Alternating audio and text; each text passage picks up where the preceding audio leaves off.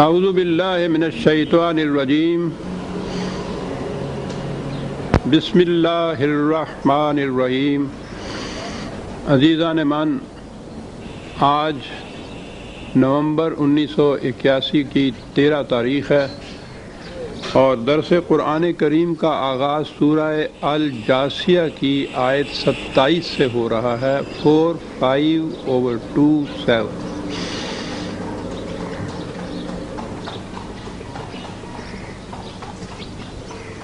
آیت کا آغاز ہوتا ہے کہ وَلِلَّهِ مُلْكُ السَّمَاوَاتِ وَالْأَرْضِ وَيَوْمَ تَقُومُ السَّاعَةُ يَوْمَئِذٍ يَخْسَرُ الْمُبْطِلُونَ۔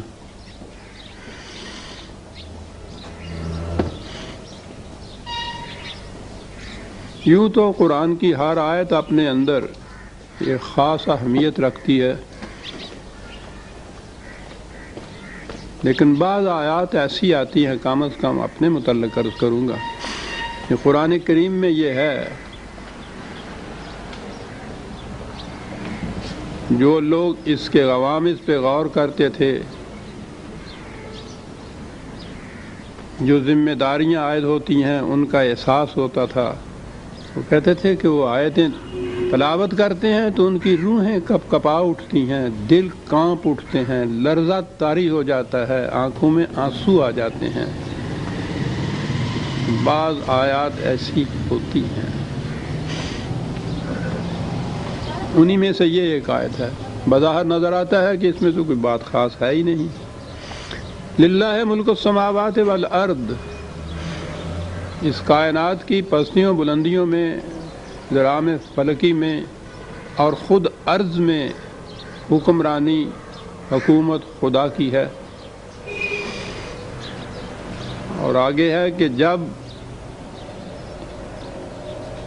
انقلاب کا وقت آئے گا، لفظ ہے مبتلون، تو وہ دیکھیں گے کہ وہ کس قدر تباہی میں ہیں، وہ ان کی تباہی اس وقت ہوگی مبتلون کی۔ یہ کیا چیز ہے؟ سینکڑوں مرتبہ یہ آیات ہم پڑھتے ہیں، اور اس قسم کی آیات تو قرآن کریم میں بڑے بیشتر مقامات پر پھیلی ہوئی ہیں۔ اللہ کے لیے ہے یہ چیز۔ یہ مبتلون کون سے لوگ ہیں؟ مبتلون باطل سے ہے، اور اس کی ایک خصوصیت ہے اس لفظ کی۔ ایک تو کفر ہوتا ہے کہ انکار ہی کیا جائے، ہم مانتے ہی نہیں ہیں۔ ایک چیز ہے کہ ایک چیز کو حق کہہ کے پیش کیا جائے، لیکن جب وہ کسوٹی پہ پرکھی جائے تو وہ باطل نکلے، وہ کھوٹی نکلے۔ ایک چیز کی شکل و صورت تو اسی قسم کی ہو، لیکن اس کے اندر جو مقاصد اور مفاد پوشیدہ ہوتے تھے اس سے وہ خالی ہو جائے، کھوکھلا ہو۔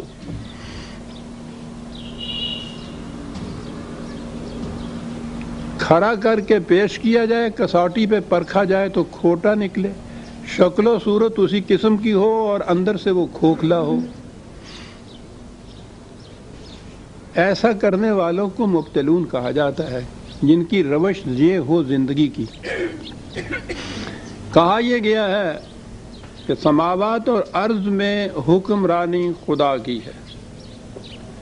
سماوات کو تو چھوڑ دیجئے، وہ تو سر دست ہمارے ہیتائے تصور سے بھی ذرا باہر کی چیز ہے، یا کم از کم ہماری دسترس وہاں نہیں ہے۔ اس میں اس کی حکمرانی کس طرح سے چل رہی ہے، یہ ہمارا مشاہدہ ہے کہ یہ ہر چیز قانون کی زنجیروں میں جکڑی ہوئی ہے اور اس کی اطاعت کیے چلی جا رہی ہے۔ کسی کو یارائے سرکشی نہیں، مجال انکار نہیں۔ تو وہاں تو حکمرانی، حکومت، ملکوت خدا کی حکمرانی موجود ہے، ہمارے سامنے ہے۔ سوال تو عرض کا ہے جس سے ہمارا تعلق ہے۔ ہم یہ آیت پڑھتے ہیں 20 دفعہ، سینکڑوں دفعہ، کہ زمین پر حکومت اور حکمرانی خدا کی ہے۔ ہم اس کا اعلان کرتے ہیں۔ کیا یہ حقیقت ہے جس کا ہم اعلان کرتے ہیں؟ کیا یہ واقعہ ہے؟ پورے کے پورے کرۂ ارض کو تو چھوڑ دیجئے، جہاں ہم بستے ہیں، جہاں بھی کوئی وہ بستا ہے جو اس آیت کو پڑھتا ہے مسلمان، کیا یہ واقعہ ہے کہ وہاں حکمرانی خدا کی ہے؟ کیا اس کرۂ ارض کے کسی ایک چپا زمین پر بھی، جہاں مثلا مسلمانوں کی آبادیاں ہیں، کسی جگہ بھی خدا کی حکمرانی ہے؟ تو یہ آیت پڑھنے والے جو ہیں، اس کا اعلان کرنے والے، یہ کہنے والے، جبکہ حقیقت یہ ہے کہ یہ واقعہ نہیں ہے وہاں جہاں میں یہ آیت پڑھتا ہوں، جہاں کوئی بھی یہ کہتا ہے کہ وَلِلَّهِ مُلْكُ السَّمَاوَاتِ وَالْأَرْضِ، ارض لے لیجئے کہ خدا کی حکمرانی ہے اس زمین پر۔ جب میں یہ اعلان کرتا ہوں، اس کا اعتراف کرتا ہوں، اس کو پیش کرتا ہوں، تو کیا یہ واقعہ ہے یا ایک جھوٹی بات کو سچ کہہ کے میں پیش کر رہا ہوں؟ کیا میرا یہ دعویٰ جب کساٹی پہ پرکھا جائے گا تو سچا نکلے گا؟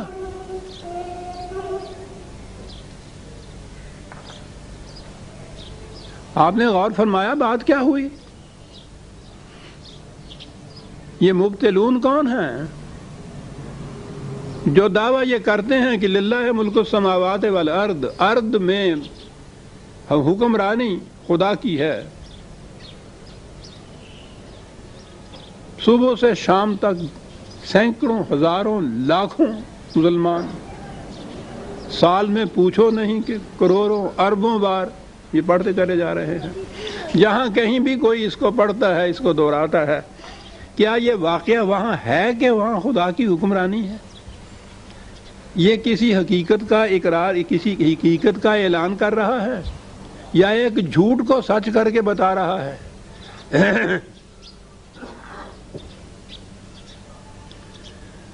ایک واقعہ معلوم نہیں مجھے، میں نے پہلے بھی کبھی درس میں یہ پیش کیا ہو یا نہ، لیکن ہے وہ بڑا اہم، اور وہ یہ بات بتاتا ہے کہ یہ مبتلون کیا ہوتے ہیں۔ دیر کی بات ہے، غالباً تقسیم سے بھی پہلے کی، مسلمانوں کی ایک ریاست میں ایک پٹھان مولوی صاحب تھے، بڑے دبنگ قسم کے قرآنی آدمی تھے، قرآنی مولوی تھے وہ، اور بڑے ہی دبنگ قسم کا آدمی تھا وہ۔ ریاستیں اور ریاستوں کے نظام آپ کو معلوم ہے، اس زمانے میں بڑا دبدبا، بڑا تنتنا، بڑا جلال، بڑا استبداد ہوتا تھا۔ ایک بہت بڑی تقریب تھی، ریاست کے آیان و ارکان، بڑے بڑے لوگ تمام شامل تھے، خود ریاست کا والی صدارت کر رہا تھا، تقریب ہی ایسی تھی۔ اس قسم کے اجتماع کے اندر تلاوت قرآن کریم سے آغاز ہوا تقریب کا۔ قاری نے اٹھتے ہی قرآن کی یہ آیت تلاوت کی، وَلِلَّهِ مَا فِي السَّمَاوَاتِ وَالْأَرْضِ جَمِيعًا، سماوات اور ارض کی ساری ملکیت خدا کی ہے۔ اس نے وہاں تلاوت کی، یہ پچھلی رو میں کہیں بیٹھے ہوئے تھے، وہیں سے اٹھ کے کھڑا ہو کے وہ کہتا ہے کیوں جھوٹ بولتا ہے، بند کر یہ بکواس۔ سناٹا چھا گیا۔ آپ سوچ سکتے ہیں کہ کیا گزری ہوگی وہاں اس چیز پہ۔ والی نے بہرحال تلاوت کو تو بند کرایا،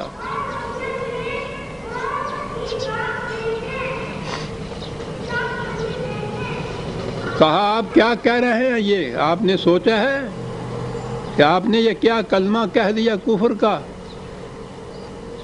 کہا میں نے تو سوچ لیا تھا، جو میں نے کہا ہے اس نے نہیں سوچا جس نے کہا ہے، اور تم نے نہیں سوچا جو اعتراض کرنے کھڑے ہو گئے ہو۔ کہا اس نے یہ ہے کہ سماوات اور ارض کی ساری ملکیت جو ہے وہ خدا کی ہے۔ سماوات کو تو میں جانتا نہیں ہوں، ساری ارض کا بھی مجھے پتہ نہیں ہے۔ جہاں تک اس ریاست کا تعلق ہے، میں محکمہ مال کے دفتروں سے ہو کے آیا ہوں، گزشتہ 8 دن سے ان کے رجسٹروں کو ایک ایک ورق میں نے الٹ پلٹ کے دیکھ لیا ہے۔ ریاست کی زمین کے خانہ ملکیت کے ایک مرلے کے نیچے بھی خدا کا نام نہیں لکھا، سب جگہ تمہارا نام لکھا ہوا ہے۔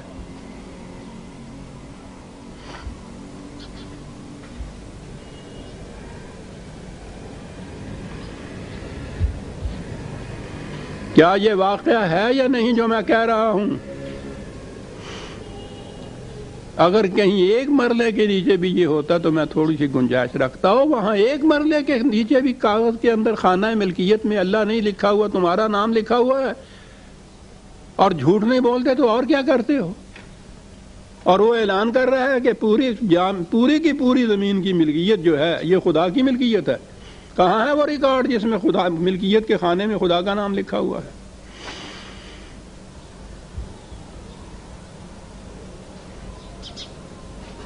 پھر اس کے بعد جو گزری ہوگی اس کو تو چھوڑیے، لیکن آپ نے غور فرمایا کہ قرآن کیا ہے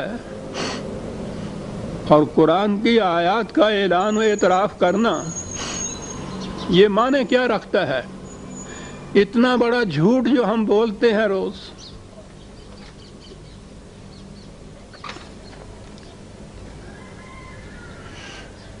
للہ ما فی السماوات و ما فی الارض جمیعا، کیا یہ واقعہ ہے؟ للہ ملک السماوات والارض، سماوات و ارض میں حکمرانی صرف خدا کی ہے، یہ اعلان کرتے ہیں ہم۔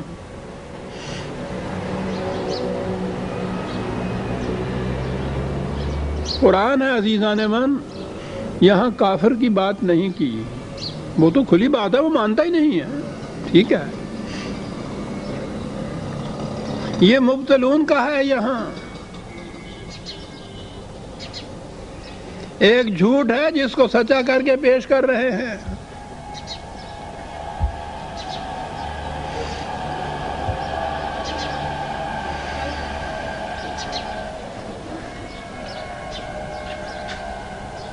می گویم مسلمانم بلرزم کہ دانم مشکلات لا الہ را،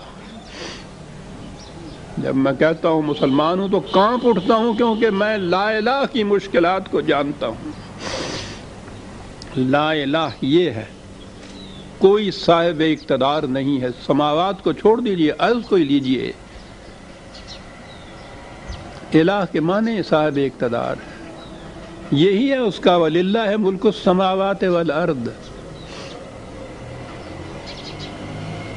ہم مبتلون میں کیسے شامل ہوئے؟ یہ مملکت ہم نے خدا کے نام پہ، اسلام کے نام پہ حاصل کی تھی، پہلے دن سے یہ بات ہوئی۔ پہلے کانسٹیٹیوشن کے پہلا تعارف یا مقدمہ جسے کہتے ہیں پریفیس، اس میں پہلا فقرہ یہ لکھا ہوا تھا کہ sovereignty in the heavens and the earth belongs to Allah۔ یہی چیز سورنٹی، بلکہ اقتدار اعلیٰ،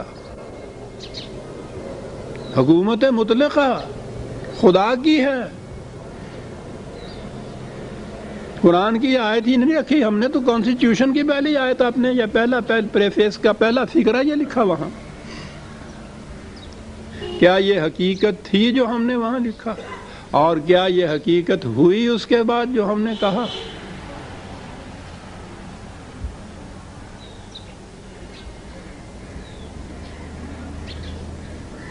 اور پھر یہ جو ہم تلاوت کرتے ہیں، متعدد مقامات پر یہ آتی ہیں آیات، اور یہ آیات ان الفاظ میں نہ بھی آئیں تو دیگر الفاظ میں تو قرآن کی جو بنیاد ہے تعلیم کی، وہ یعنی لا الہ الا اللہ، تو بہرحال ہم ہر سانس میں کہتے ہیں نا، وہ یہی بات ہے، الہ نہیں ہے کوئی بھی سوائے اللہ کے۔ وَلِلَّهِ مُلْكُ السَّمَاوَاتِ وَالْأَرْضِ، دونوں کے معنی ایک ہیں۔ وَيَوْمَ تَقُومُ السَّاعَةُ يَوْمَئِذٍ يَخْسَرُ الْمُبْطِلُونَ، وہ ایک انقلاب کا انتظار کہتا ہے، کرنے کی بات ہے۔ اس وقت پوچھا جائے گا کہ یہ جو کہا کہا کرتے تھے اس مولوی صاحب کی طرح، اس کو جرت یہ ہو گئی تھی وہ کہنے کی کہ جھوٹ بولتے ہو، بند کرو بکواس۔ کیا ہم یہ سچ بولتے ہیں یہ بات جب کہتے ہیں کہ ساورنٹی بلانگس ٹو اللہ؟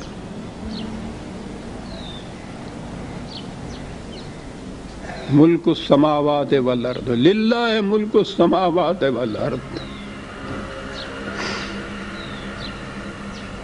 یوم تقوم الساعۃ یومئذ یخسر المبطلون۔ وہ یوم ساعت، وہ انقلاب کا زمانہ، کہا آج تو یہ بہت اکڑے پھرتے ہیں، بہت تکبر ہے، اقتدار ہے، حکومت ہے، وَتَرَى كُلَّ أُمَّةٍ جَاثِيَةً۔ اس انقلاب کی گھڑی میں دیکھو گے یہ بڑے بڑے متکبر اور سرکش گھٹنوں کے بال جھکے ہوئے ہوں گے۔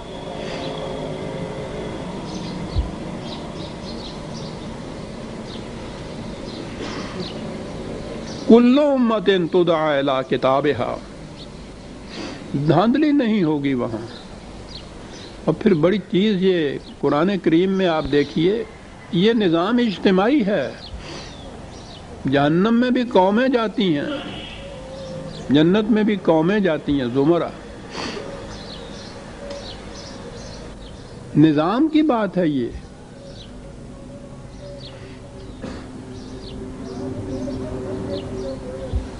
افراد جن چیزوں کو نیکیاں کہہ کے اپنے آپ کو بہرحال کچھ بہلا لیتا ہے، وہ انقلاب لانے والی چیز نہیں ہوتی۔ انقلاب تو ایک نظام کے تابع آتا ہے۔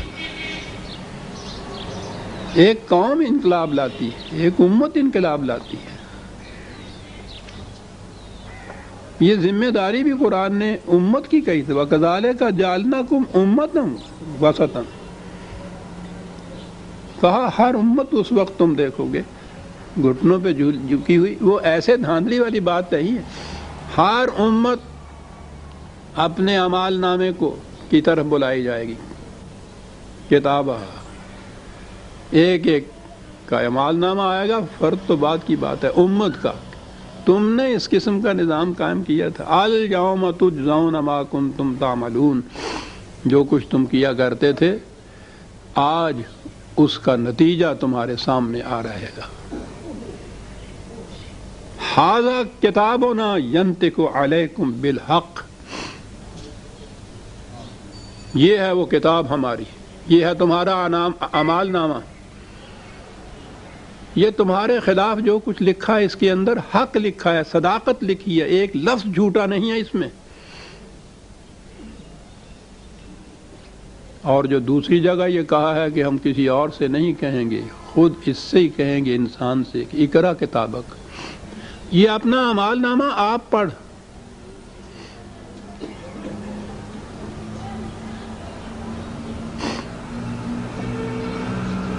اور اس کے بعد ہے کہ پھر خود اپنے متعلق فیصلہ کر کے تمہیں کیا سزا دی جائے، اس کا فیصلہ بھی خود ہی کر لے۔ ھذا کتابنا ینطق علیکم بالحق انا کنا نستنسخ ما کنتم تعملون۔ تم سمجھتے تھے کہ ہم نے کچھ کیا، ہوا میں وہ اڑ گیا، ایک ایک حرف لکھ لیا کرتے تھے ہم، اور یہ لکھی ہوئی کتاب ہے وہ تمہارا اعمال نامہ جو تمہارے سامنے آ رہا ہے۔ اس کو دیکھ لو اور پھر فیصلہ کرو کہ کہاں ٹھکانہ تمہارا ہوگا۔ فَأَمَّا الَّذِينَ آمَنُوا وَعَمِلُوا الصَّالِحَاتِ فَيُدْخِلُهُمْ رَبُّهُمْ فِي رَحْمَتِهِ۔ اس کتاب کی روح سے اس اجتماعی اعمال جو اس قوم کے ہوں گے، یہاں آتا ہے وہ نظام جس کے تابع افراد زندگی بسر کرتے ہیں۔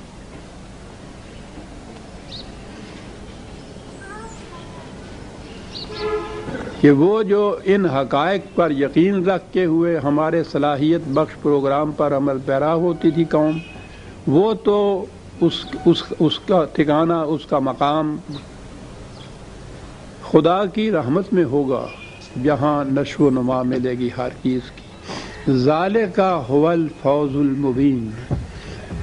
یہ بہت بڑی اچیومنٹ ہوگی کسی کی.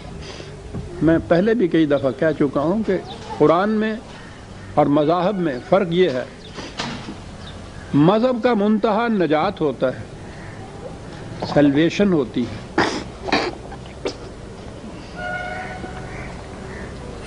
نجات کے معنی ہوتا ہے پہلے کسی مصیبت میں کوئی گرفتار ہو، اس مصیبت سے چھٹکارا مل جائے، اسے نجات کہتے ہیں. عذاب میں مبتلا ہو، عذاب سے چھٹکارا مل جائے تو نجات ہے. یعنی پہلے کسی مصیبت میں مبتلا ہو. صبح کے وقت اٹھے، اچھے بھلے تھے، تندرست تھے، ٹھیک تھا ٹیمپریچر بھی، درمیان میں بخار ہو گیا، بیماری آ گئی،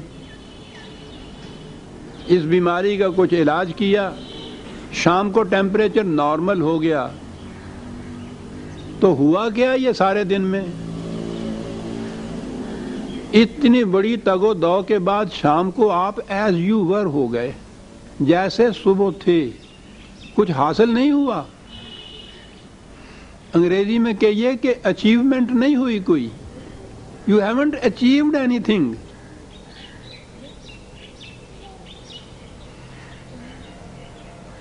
تمام مذاہب عالم جو ہیں، یعنی مذہب کوئی بھی ہو، ہم بھی مذہب پہ، ہمارے ہاں بھی تو نجات ہی کہتے ہیں نا جی، ہمارا تصور بھی نجات ہی کا ہے.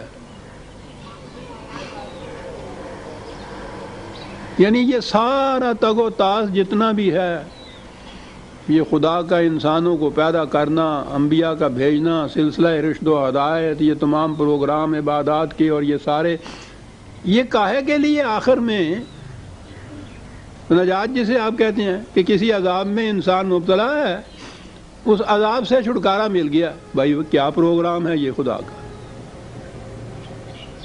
یعنی نہ کچھ حاصل ہوا، نہ کوئی اچیومنٹ ہوئی کسی قسم کی. یہ تگ و تاس کاہے کے لیے ہوئی کہ پھر ویسے کا ویسا ہو گیا انسان. مینا سزد خدا را.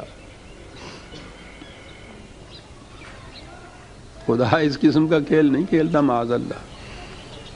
اس کا تو ہر پروگرام تعمیری ہوتا ہے، ویسے کا ویسا نہیں رہتا. تو یہ تصور جو تھا، یہ تو مذہب کا تصور تھا. تھوڑے سے وقت میں عرض کر دوں کیونکہ نجات کی بات آ گئی. سب سے قدیم جو دعویٰ کرتے ہیں مذہب کا، ہندو مت جو ہے ان کے ہاں، سناتن دھرمی، ان کے ہاں تو یہ ہے کہ پچھلے جنم میں جو کچھ کیا تھا کسی نے، کوئی غلط کام، جو کرم، اس کرم کا نتیجہ اس جون میں، اس جنم میں بھگتتا ہے. آدمی کی شکل میں ہو، کتے کی شکل میں ہو، وہ بندر کی شکل میں بن کے آ جائے، کچھ وہ آ جائے، وہ یہاں بھگتتا ہے، یہاں پھر وہ کچھ کام کرتا ہے تو یہ اگلی جنم ہو جاتا ہے. جون اس کو وہ کہتے ہیں، ٹرانس مائگریشن آف سول جسے کہتے ہیں. پھر وہ کچھ ایسا بن جاتا ہے، اچھے کام کرتا ہے تو 30-32 کروڑ اس قسم کے چکر جو ہیں، ان کے بعد وہ پھر ان بلاؤں سے نکلنے کے بعد ویسا ہو جاتا ہے جیسا پہلے دن آیا تھا دنیا میں. کام ہوا نا یہ 32 کروڑ گردشوں کے بعد کہ پھر ویسا ہو جاتا ہے. عیسائیت آئی، انہوں نے کہا کہ خدا یہ جو ہر بچے کو پیدا کرتا ہے تو ہر بچہ اپنے اولی ماں باپ کے گناہوں کا بوجھ لاد کر اپنی پیٹھ پر تو دنیا میں آتا ہے، پیدائشی گناہ گار ہوتا ہے، اور یہ گناہ کی علائش جو ہے وہ کسی عمل سے دھل نہیں سکتی. تو زندگی بھر وہ گناہ گار، موت کے بعد اس گناہ کا عذاب اس کو بھگتنا پڑے جہنم میں. تو کیا کیا جائے پھر؟ یعنی خود خدا پیدا کرتا ہے گناہ گار بچے کو اور وہ گناہ دھلتا نہیں ہے، پھر کیا کیا؟ تو بہرحال اس بات کو تو جانے دیجئے کس انداز میں وہ بات کرتے ہیں کہ خود خدائی ہم سو سے آیا بیٹھ گیا، کیا ہو ہی گیا. جتنے انسان پیدا کیے جا رہا ہوں وہ سارے گناہ گار ہیں، ان سب کو جہنم میں بھیجنا پڑے گا، اعمال سے نجات ہو نہیں سکتی. تو ان کے عقیدے کے مطابق بیٹے نے کہا کہ آپ افسوس نہ کیجئے، میں اس کا حل بتاتا ہوں، مجھے بھیج دیجئے دنیا میں، وہ مجھے پھانسی دے دیں گے، میرے خون کے کفارے کے بدلے میں ان گناہ گاروں کو بخش دینا. تو ان کی نجات ہو گئی ان گناہوں سے جو وہ لے کے ساتھ آئے تھے. یہ ہو گیا سیلویشن. پتہ یہ سیلویشن آرمی ہوتی ہے ان کی پادریوں کی, سیلویشن. یہودیوں نے تو پہلے طے کیا تھا کہ وہ جنت تو ہماری ہے, چند دنوں کے لیے ہم نے جہاں کچھ گناہ کیے تھے اس کے لیے ہمیں جہنم میں بھیج دیا جائے گا. وہ جب ہمارے بڑے بزرگ جو ہیں, ٹھیک ہے, ان کو اطلاع ملے گی, وہ آئیں گے, آ کے بہرحال 2-4 دن کی بات ہوگی, اس جہنم سے ہم کو نکال کے نجات دلا دیں گے اس عذاب سے جس میں ہم مبتلا ہوں گے. نجات. پھر ویسے کوئی اچیومنٹ نہیں.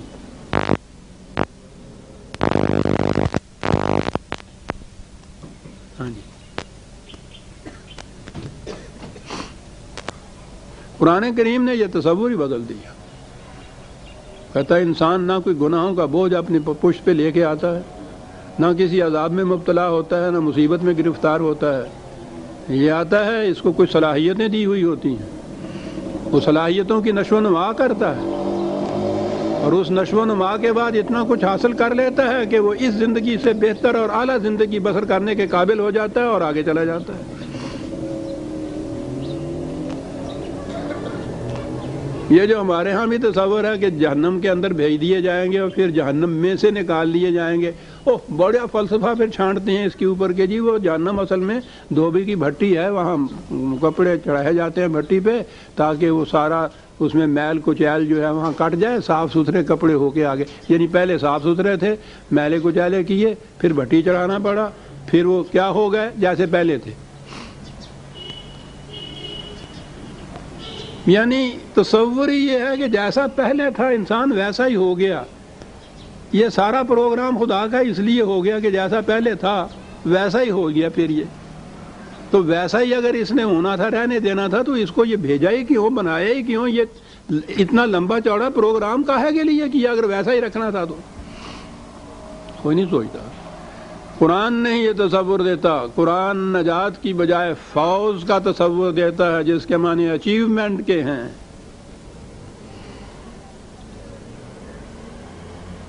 انسان حاصل کرتا ہے کچھ, بنتا ہے کچھ.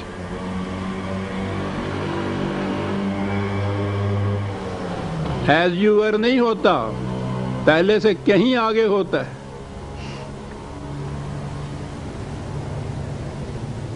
ہر قدم اس کا جو اس پروگرام کے مطابق اٹھتا ہے, اس کے اندر نئی صلاحیتوں برومند ہو جاتی ہیں, قدم آگے بڑھتا ہے, یہ کچھ حاصل کرتا ہے, اچیومنٹ ہوتی ہے. جب اس کے ساتھ آگے بڑھتا ہے تو جیسے آیا تھا اس کے مقابلے میں کتنا کچھ متاع گراں اپنے ساتھ لے کے آگے جاتا ہے. کسی عذاب سے چھٹکارا حاصل نہیں اس کا ہوتا, بہت کمائی کی ہوئی ہوتی ہے جس کو ساتھ لے کے جاتا ہے. یہ سلسلہ ارتقاء ہے, یہ ایولیوشن ہے, ایولیوشن کی اگلی منزل میں پہنچتا ہے. اس لیے اس کے لیے قرآن فوز کا لفظ استعمال کرتا ہے. ذالک هو الفوز المبین, اچیومنٹ, اور ایسی اچیومنٹ جو نظر آ جائے گی. کیا بات ایسا ہے, کیا تھا اور کیا بن کے آ گیا. دنیا میں آیا تھا تو وہ میں جو مثال دیا کرتا ہوں کہ کمہار کی وہ مٹی کا تھوبا جسے ہم کہتے تھے تودا, وہ تھا. جب اس کے بعد آخر میں یہ آیا ہے تو کہیں بلوری بابخورا بنا ہوا ہے, کہیں طباق بنا ہوا ہے, کہیں سراہی بنا ہوا ہے, کچھ بنا ہوا ہے نا. یہ انسان یہاں سے کچھ بن کے آگے جاتا ہے, اچیو کرتا ہے. ذالک هو الفوز المبین. واما الذین کفروا, اور جنہوں نے اس پروگرام کی صداقت سے انکار کیا تھا, یا مبتلون جو تھے, وہ تو ان سے بھی بدتر ہیں. ان سے پوچھا جائے گا کہ افلم تکن آیاتی تتلی علیکم, کیا تمہارے سامنے یہ ہمارے قوانین, ہماری آیات یہ پیش نہیں کی جاتی تھیں. قرآن کریم نے ہر مقام پہ یہ کہا ہے کہ ہم ویسے ہی کسی قوم کو تباہ نہیں کر دیتے, پہلے اس قوم تک صحیح پیغام پہنچاتے ہیں. اگنورینس آف لا والی بات وہاں نہیں ہے. ان کے علم میں لایا جاتا ہے کہ یہ صحیح راستہ ہے, یہ غلط راستہ ہے, انہیں پہلے بتایا جاتا ہے. اور اگلی بات یہ ہے کہ وہ قوم انسانیت کی سطح کے اوپر ہونی چاہیے کہ وہ سمجھ بھی سکے کہ ہم اسے کیا کہہ رہے ہیں. جب ایسی قوم ہو کہ وہ سمجھنے کی صلاحیت ہو، اس کے اندر سمجھنے کی صلاحیت ہو اور قرآن کا پیغام پہنچ چکا ہو، اور اس کے بعد پھر وہ دیدہ دانستہ اس سے سرکشی برتے، یہ ہے جرم.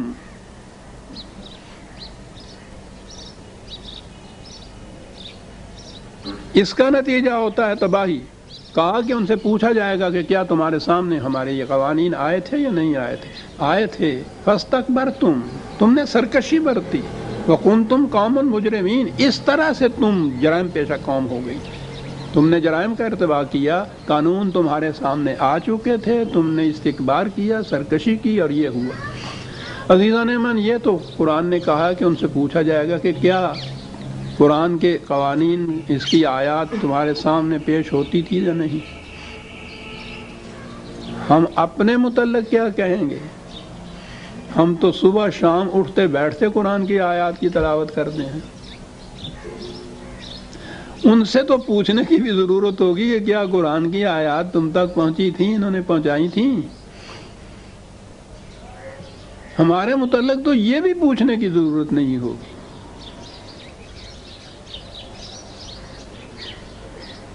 سوچئے کہ کس کیٹیگری میں ہم آتے ہیں.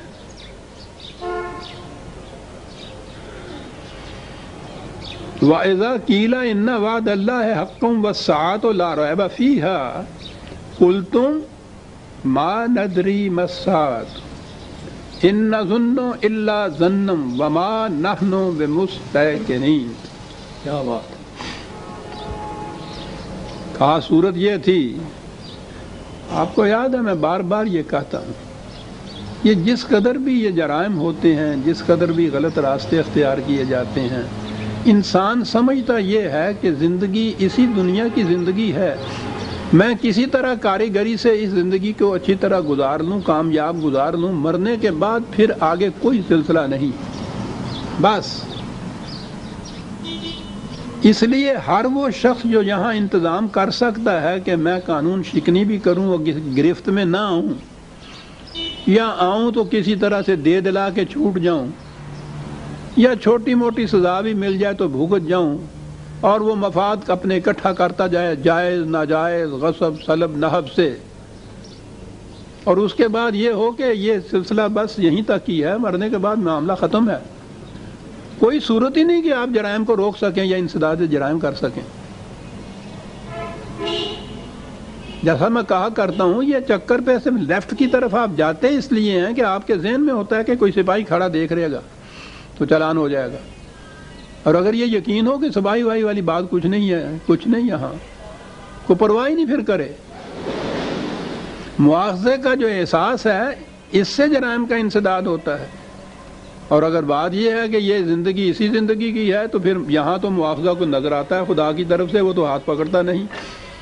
اور یہاں اگر کوئی مواخذہ نہیں ہے اور اگر ہے تو ہم اس سے چھوٹ جاتے ہیں، تو پھر آپ جرائم کا انسداد کسی صورت میں نہیں کر سکتے. یہ صرف یہ آخرت کی زندگی کے مواخذے پر احساس ہی نہیں، یقین ہے کہ جو انسان کو جرائم سے باز رکھ سکتا ہے.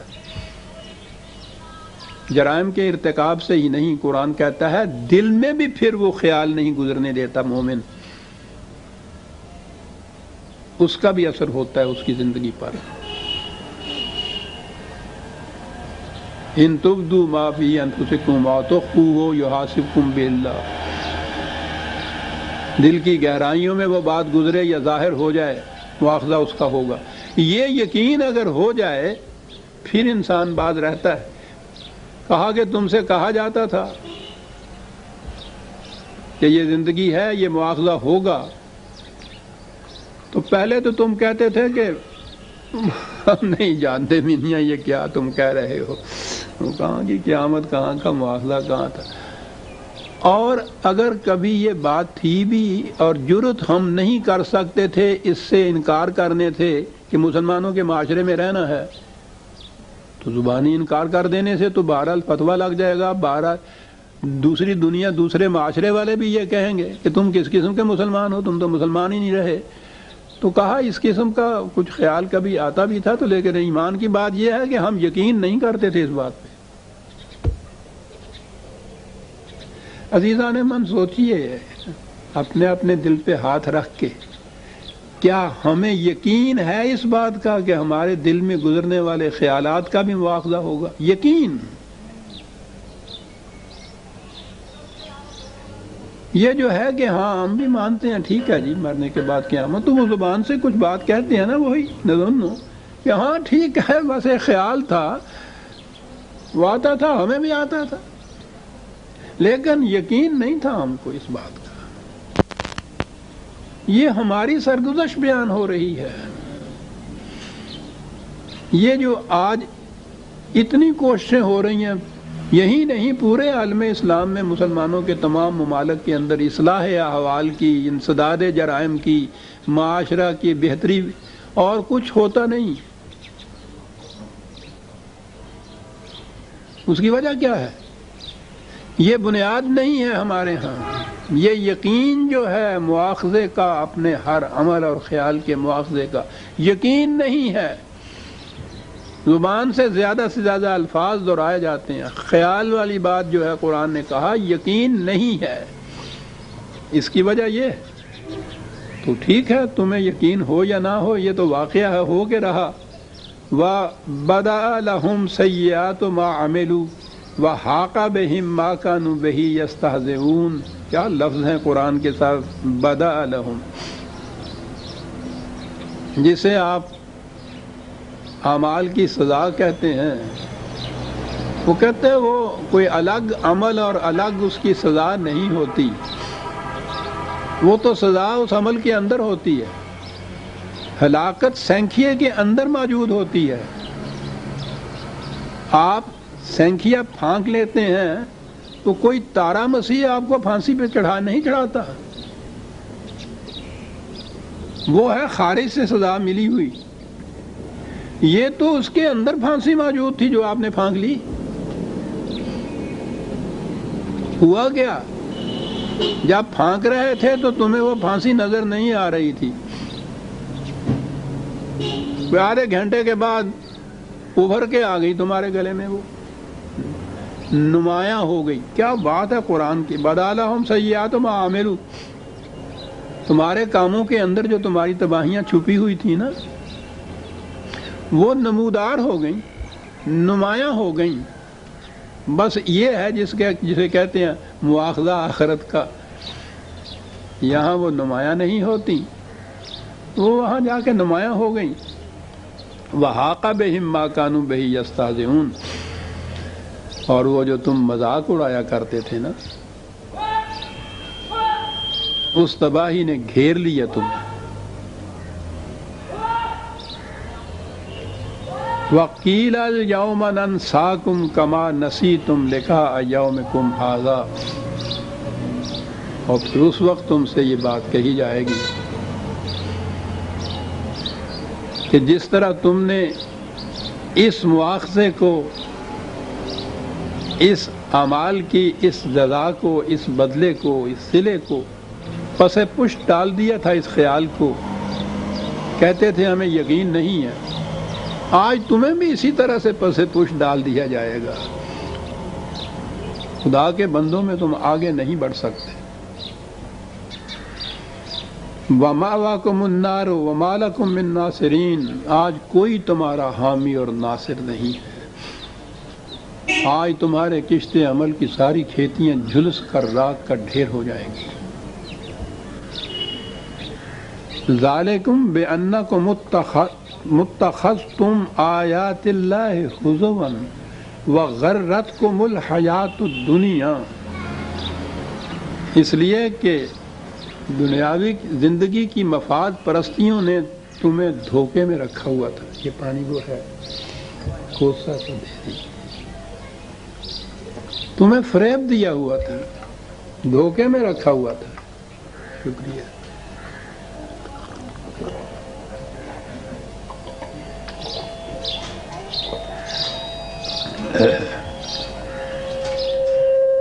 یہ وجہ تھی کہ تم اتنی بڑی صداقتوں کو کہ ایسا ہو کے رہے گا، سیریسلی نہیں لیا کرتے تھے، لائٹلی لیا کرتے تھے، سنا کرتے تھے، زبان سے کہا بھی کرتے تھے کہ ہمارا ایمان ہے آخرت پر، دل میں تمہارے اس کا یقین نہیں ہوتا تھا۔ فَالْيَوْمَ لَا يُخْرَجُونَ مِنْهَا وَلَا هُمْ يُسْتَعْتَبُونَ، اب نہ تو یہاں کسی طرح سے بھی ناک رگڑنے سے کوئی فائدہ ہوگا۔ قرآن نے کہا ہے کہ جسے توبہ کہا کرتے ہیں، کہا جاتا ہے، اس کے معنی ہوتا ہے ایسے وقت میں اعتراف کرنا اپنی غلطی کا کہ جس کے ازالے کے لیے تمہیں اس کے بعد وقت اور مہلت اور فرصت میسر ہو، اس کا ازالہ کر سکو تم، اسے توبہ کہتے ہیں۔ یا اللہ میری توبہ سے توبہ نہیں مراد ہوتی، نہ ہی وہ غلطی معاف ہوتی ہے، وہ تو اس کا ازالہ کرنا ہوتا ہے۔ آپ نے جو نقصان ہو گیا تھا اس نقصان کا پورا کرنا ہوتا ہے۔ توبہ کے معنی یہ ہے عربی زبان کے اندر کہ جہاں سے آپ غلط راستہ آپ نے اختیار کیا، آگے چل کے تھوڑی دور محسوس ہوا کہ یہ غلط راستہ ہے، یہ ادھر نہیں جاتا، تو وہاں سے پھر وہاں لوٹ کے واپس آنا جہاں سے غلط قدم اٹھا تھا۔ تو توبہ کی پہلی شرط تو وہاں واپس آنا ہے نا جہاں سے غلط قدم اٹھا تھا۔ اگر وہاں واپس نہیں آ پائیں گے تو صحیح راستے پہ جا ہی نہیں سکیں گے، اور وہاں اگر آپ آ بھی گئے تو پھر وہاں آ کر کھڑے رہنے سے تو آپ منزل پہ نہیں پہنچ جائیں گے نا، پھر سیدھے راستے پہ چلنا بھی تو ہوگا۔ من تابا و اصلح، وہاں سے واپس لوٹا اور صحیح راستے پر چلا، یہ معنی ہوئے اس کے۔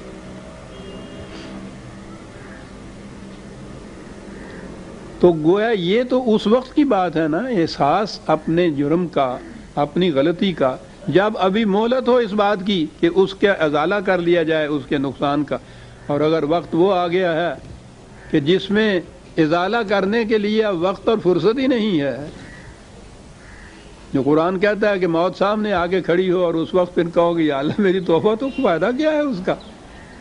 تم تو اس کمی کو پورا نہیں کر سکو گے۔ تو کہا کہ یہ وہ وقت ہو جاتا ہے پھر کہ وہاں جسے کہتے ہیں نا عام طور پہ ناک رگڑنا، ایڑیاں وہ کچھ فائدہ نہیں دے سکے گا۔ یہ یہاں سوال اس کا نہیں ہے کہ یوں ہی یا اللہ بخش دے اور یا پیچھے بیٹھے ہوئے جو ہیں وہ کدوں پہ دیکھ بگا دیں اور چلیسوے کے اوپر اس کر دیں اور اس کے بعد وہ وہاں بخشا چلا جائے، یہ سوال ہی نہیں ہے۔ کوئی کسی دوسرے کو بخشوا نہیں سکتا، کوئی کسی دوسرے کا بوجھ اٹھا نہیں سکتا، اور جو اس کے ازالے کا وقت باقی نہ رہے تو اس کے توبہ اس کے معنی نہیں ہوتے صاحب۔ وہ تو اسی زندگی میں جب ابھی وقت ہے اپنی اس صاحب کا غلطی کا احساس کرے، اس جرم کا، پھر اس کا ازالہ کرے، اس کے بعد پھر قدم ایسا اٹھائے کہ اور زیادہ بہتری کی چیزیں کمائے۔ یہ ہے پروگرام جو قرآن کا ہے۔ فَهُمْ وَلَا هُمْ يُسْتَعْتَبُونَ، اور وہاں پھر اس کا بھی وقت نہیں رہے گا کہ یہ گڑ گڑانا کسی کام آ جائے۔ وہ جب ظہور نتائج جسے قرآن کہتا ہے، جب اس غلط قدم اٹھانے کا نتیجہ برآمد ہو جائے، سامنے آ جائے، تو یہ ہے وہ وقت جس کو وہ کہتا ہے کہ اب گرفت ہو گئی، مواخذہ ہوا، اس غلط کام کا صلہ یا جزا یا سزا جو کچھ بھی ہے وہ آ گئی سامنے سے۔ یہ ہے وہ چیز جسے آپ آخرت کا عذاب کہتے ہیں۔ وہاں اس کا موقع نہیں ہے، یہ تصور نہیں ہے کہ وہاں جانے کے بعد کچھ عرصہ جہنم میں رکھا جائے گا، اسے 6 مہینے کی قید ہے، اسے سال بھر کی قید ہے، اور اس کے بعد پھر وہ قید سے چھوٹ کے واپس آ جاتا ہے۔ یہ سوال ہی نہیں ہے، یہ کچھ وقت کی بات نہیں ہے، یہ تو ارتقاء کا سلسلہ ہے جس میں یہ صلاحیت پیدا ہو گئی ہوگی کہ وہ زندگی کی اگلی منزل میں جانے کے قابل ہو، وہ زندگی بسر کرنے کا اہل ہو، اتنی صلاحیت اچیو کر لی ہو اس نے، وہ اس منزل میں چلا جائے گا، اور جس میں یہ چیز نہیں ہوگی وہ روک دیا جائے گا۔ رکنے کے بعد وہاں عمل کی گنجائش نہیں ہوگی کہ وہاں پھر کچھ کام کر لیے ایسے اچھے اور پھر چلے گئے۔ یہ بالکل تصور باطل ہے کہ جہنم میں کچھ عرصہ گزرنے کے بعد پھر انسان نکال کے جنت کی طرف بھیجے جائیں گے۔ وَمَا هُمْ بِخَارِجِينَ مِنَ النَّارِ۔ جنت وہ مقام ہے کہ جس میں مزید کام کرنے کے مواقع اور گنجائش ہوگی، وہاں سے آگے تو بڑھ سکے گا، لیکن جس نے اس میں اس زندگی بسر کرنے کی صلاحیت پیدا نہیں کی ہوئی ہوگی وہ روک دیا جائے گا، اس کے لیے کوئی گنجائش نہیں ہے۔ اس لیے دارالعمل کام کرنے کا جو موقع، گنجائش، میدان زندگی، اسی زندگی کی، اسی دنیا کی زندگی ہے۔ جو کچھ جہاں بن جائے گا انسان اس کے مطابق آگے جائے گا۔ اس لیے یہ کہا کہ وَهُمْ وَلَا هُمْ يُسْتَعْتَبُونَ، نہ تو وہاں سے نکل سکیں گے خود، اور نہ ہی وہاں یہ توبۃ اللہ جسے ہم کہتے ہیں وہ کسی کام آ سکے گی انسان کی۔ اسی لیے قرآن نے کہا ہے کہ یہ غنیمت سمجھو یہ وقت جب تمہیں اس کا احساس ہو جائے کہ ہم غلط راستے پہ، تو بدلو اپنے راستے کو، صحیح راستے کے اوپر قدم اٹھاؤ تو منزل کی طرف پہنچ جاؤ گے۔ اور موت کا تو پتہ ہی نہیں ہوتا انسان کے کہ کس وقت آ جانی ہے۔ اس لیے اگر یہ آدمی اس کو پوسٹ پون کرتا چلا جائے کہ اچھا کوئی بات نہیں ابھی نہیں، کچھ پھر اگلی دفعہ صحیح، اگلے مہینے یہ کر لیں گے، اگلی دفعہ یہ کچھ کر لیں گے، کیا پتہ ہے انسان کی موت کا۔ اس لیے یہ سوال ہی نہیں، جب بھی احساس ہو انسان کو اپنے جرم کا، اس کی اصلاح اسی وقت کر لینی چاہیے۔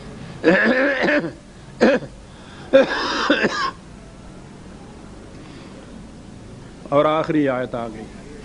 میں نے کہا ہے نا کہ قرآن کریم کا انداز یہ ہے کہ وہ سورت کی آخری آیت میں سم اپ کر دیتا ہے، نچوڑ کے وہ اپنا لے آتا ہے ساری تعلیم کا ماخذ۔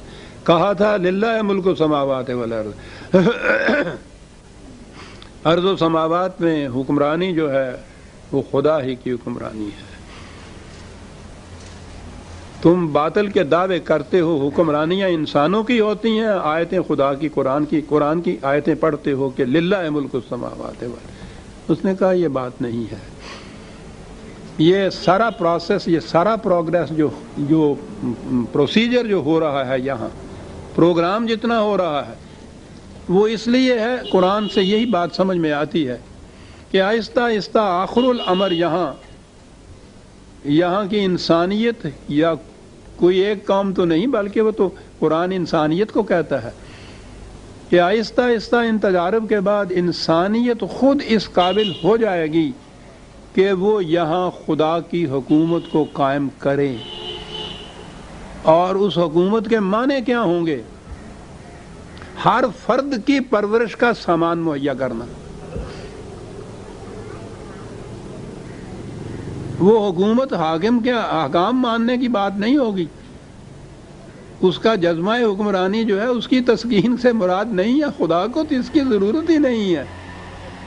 حکومت کے معنی ہوں گے خدا کے اقتدار اعلیٰ کے معنی ہوں گے کہ یہ جتنے ذرائع پیداوار ہیں اس کے اوپر اس کا کنٹرول ہو، یعنی اس نظام کا کنٹرول ہو جو خدا کے نام پہ قائم کیا جائے، اور کنٹرول اس لیے ہو کہ وہ ربوبیت کا سامان بہم پہنچائے تمام نوع انسانی کو، ہر فرد کو۔ یہ ہے جی ملخص قرآن کی تعلیم کا، اور آخری آیت میں ہم اسی کے اوپر آ گئے۔ فَلِلَّهِ الْحَمْدُ رَبِّ السَّمَاوَاتِ وَرَبِّ الْأَرْضِ وَرَبِّ الْعَالَمِينَ۔ یہاں ایک اور لفظ ہی بڑھا دیا، ورنہ رب السماوات اور رب الارض یہی کافی تھا کہ اس وقت بے ساختہ زبانوں سے یہ بات نکل آئے گی کہ وَلَهُ الْكِبْرِيَاءُ فِي السَّمَاوَاتِ وَالْأَرْضِ۔ خدا کی حکمرانی، کبریائی، وہ اقتدار اعلیٰ، اس وقت اقتدار اعلیٰ آسمانوں میں تو آج بھی ہے، ارض کے اوپر خدا کی کبریائی کا وہ دور آئے گا، وہ دور ہوگا وَهُوَ الْعَزِيزُ الْحَكِيمُ، قوت بھی اس کے ہاتھ میں ہے، اور وہ دھاندلی کی اور استبداد کی، ڈکٹیٹرشپ کی قوت نہیں ہے، بڑی حکمت کی قوت ہے۔ کاہے کے لیے ہے؟ رب السماوات ورب الارض ورب العالمین، آسمانوں میں بھی اس کی ربوبیت، زمین پہ بھی اس کی ربوبیت، اقوام عالم میں اس کی ربوبیت۔ یہ دور کب آئے گا؟ قرآن میں اس کی انڈیکیشنز ہیں، اس کے اشارات ہیں۔ ایک اشارہ تو ابھی ابھی سامنے آ جاتا ہے ہمارے، کہتا اس دور میں یوم یقوم الناس لرب العالمین 83/6، یہ وہ دور ہے کہ جس میں پوری انسانیت ربوبیت عالمینی کے لیے اٹھ کے کھڑی ہو جائے گی۔ یوں ہوگی ربوبیت عالمینی، پھر کسی جور و استبداد کے مالک زبردست کے ہاتھ میں کنٹرول نہیں ہوگا۔ یقوم الناس، پوری انسانیت، یوم یقوم الناس لرب العالمین، خدا کی ربوبیت عالمینی کو عملاً نافذ کرنے کے لیے پوری انسانیت اٹھ کے کھڑی ہو جائے گی۔ یہ وہ دور ہوگا کہ جس میں کبریائی سماوات و عرض میں بھی خدا کی ہوگی۔ یہ وہ دور ہوگا جہاں سماوات اور عرض اور عالمین میں ربوبیت کبریٰ جو ہے خدا کی محسوس شکل میں دنیا کے سامنے آئے گی، اور ہر ایک کے زبان پہ ہوگا کہ الحمدللہ۔ یہ ہے وہ یوم الدین جسے قرآن نے کہا ہے نا، مالک یوم الدین۔ یہ ہے خدا کی کبریائی۔ یوم الدین کے متعلق بھی اسی سے پہلے میرا خیال ہے، ہاں 82 میں ہے۔ ہم روز نماز میں یہ سورہ فاتحہ پڑھتے ہیں، ویسے بھی پڑھتے ہیں مالک یوم الدین، مالک یوم الدین۔ وہ کہتا ہے ما ادراک ما یوم الدین، خود قرآن کہتا ہے، کیوں کہتے رہتے ہو روز؟ کبھی کھڑے ہو کہ تم نے سوچا بھی ہے کہ یہ یوم الدین جسے تم کہتے ہو، وہ دور جس میں دین خداوندی عملاً نافذ ہوگا، کبھی سوچا ہے وہ کیا ہے؟ کیا ہوگا اس میں؟ ثم ما ادراک ما یوم الدین۔ اہمیت کا تقاضا یہ ہے، پھر دوبارہ کہا ٹھہرو، کھڑے ہو جاؤ، سوچو تو صحیح کیا ہے، اور تمہیں کون بتائے گا؟ تمہیں صرف خدا بتائے گا۔ آؤ ہم بتاتے ہیں، جس کی دعائیں تم مانگا کرتے ہو، یوم الدین، وہ دور جس میں الدین کا نظام نافذ ہوگا۔ عزیزان من سنیے کہ وہ دور، اس کی خصوصیت کبریٰ، یوم لا تملک نفس لنفس شیئا والامر یومئذ للہ۔ اس دور میں کسی انسان کا کسی دوسرے انسان پہ کوئی دباؤ نہیں ہوگا، حکم صرف خدا کا ہوگا۔ اور یہ ہے جو ہے للہ الحمد وللہ الحمد رب السماوات ورب الارض ورب العالمین ولہ الکبریاء فی السماوات والارض وہو العزیز الحکیم۔ سورہ الجاثیہ عزیزان من اس آیت پہ ختم ہو جاتی ہے۔ آئندہ درس میں ہم سورہ الاحقاف 46ویں سورت سے شروع کریں گے۔ ربنا تقبل منا ہاں جی